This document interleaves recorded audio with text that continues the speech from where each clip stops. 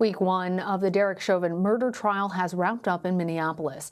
On Friday, jurors heard from Lieutenant Richard Zimmerman. He's the head of the Minneapolis Police Department's Homicide unit and the most senior officer there. He called Chauvin's use of force against George Floyd, quote, totally unnecessary. Jamie Yukas has been following the trial and has more from Minneapolis. If your knee is on a person's neck, that can kill him.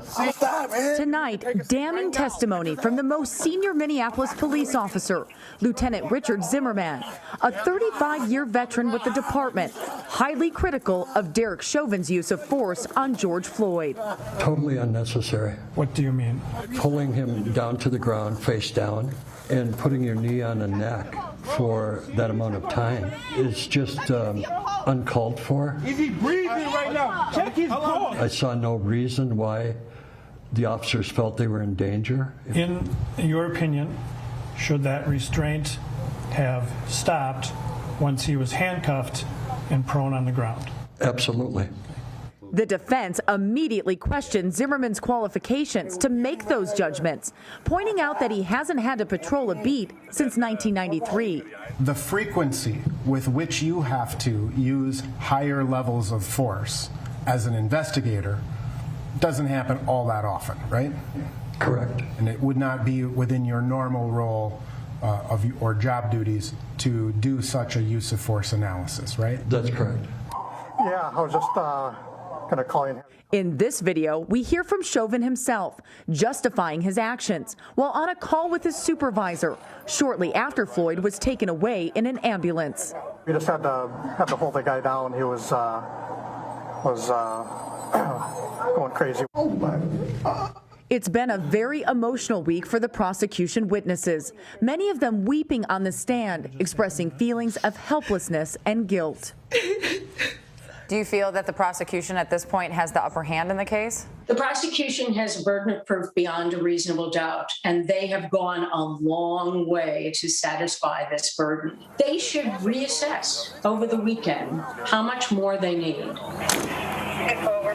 The defense has been suggesting Chauvin's knee was on Floyd's shoulder, not his neck. When questioned by Chauvin's attorney, Lieutenant Zimmerman said the shoulder is used in training when handcuffing a suspect. Lana? Jamie, thank you. For more now, I'm joined by CBS News legal contributor Rebecca Roiphe. Rebecca is a law professor at the New York Law School. Rebecca, totally unnecessary. That's, to me, the headline from the testimony of the lieutenant in charge of Minneapolis Police Department's homicide unit. Given his position and status in the department, how much of a blow to the defense is this to the idea that Derek Chauvin was acting as he had been trained?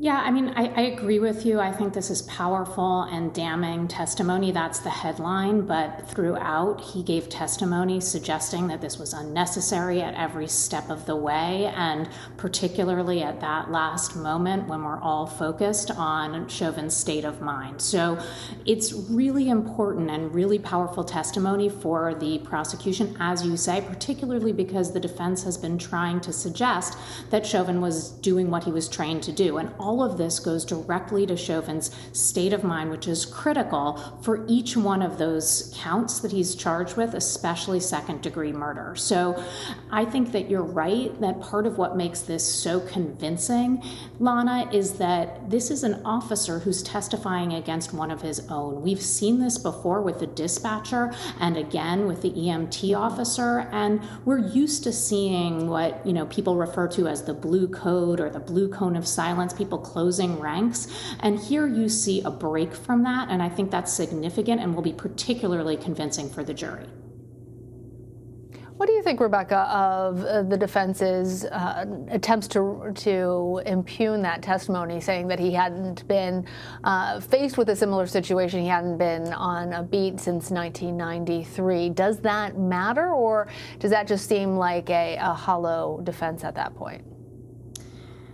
I don't think at this point it's hugely successful, but part of what the defense is trying to do is, get some things on the record that it can use in its closing statement. And I think, given that, those are useful things, given that this was, really powerful testimony and a really convincing witness, to get a few statements that you can use later on to suggest that there might be reasonable doubt is important and, in its small way, a win for the defense.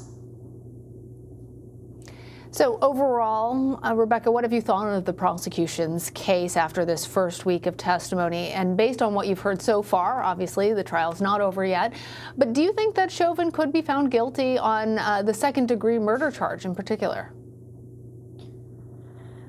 To me, I think it's too early to tell. I think that they've so far put on a very convincing case, as I was saying. But, the important thing here to emphasize is that I know everybody knows this, but it's really important to remember that the prosecution has the burden to prove this case beyond a reasonable doubt. And there's a reason for that. In our system, we prefer for guilty people to go free than for one innocent person to be in prison. So we have this very high standard of proof, burden of proof for the prosecution, and that's really the way it should be, so that we're not taking away liberties of citizens, and we need that for every single case. So because of that, the defense has a chance. They can put on their own case, and through every single cross-examination, there's an opportunity to sow the seeds of reasonable doubt in one juror's mind, and that's enough. So I really do think it's hard to tell this early on, especially because in addition to Chauvin's state of mind, the prosecution also has to show that Chauvin actually caused the death of George Floyd. And while if you focus on those particular minutes, it looks as if he did. My assumption is that the defense is going to broaden the lens here and offer some testimony or some cross-examination at least that at least tries to put that into doubt. Is there anything else that you're expecting from the defense once it's time for Chauvin's lawyers to make their case?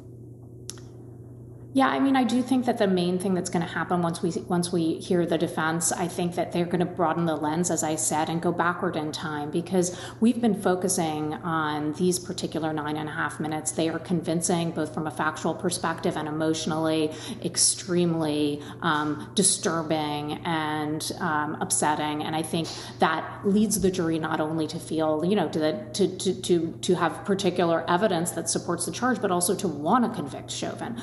But the defense is going to try to tell a different story, and in order to do that, they're going to look at facts that were happening before the scene that we have now seen so many times, and it's been so upsetting both to the witnesses there, to ourselves, and I'm sure to the jury. So I think the defense is going to really have to zero in, especially on that question of causation, bring in its own experts, and focus on an earlier point in time when George Floyd was fighting with the officers a great deal. And my guess is they'll also bring in their own experts to try to rebut some of the testimony that we've heard so far.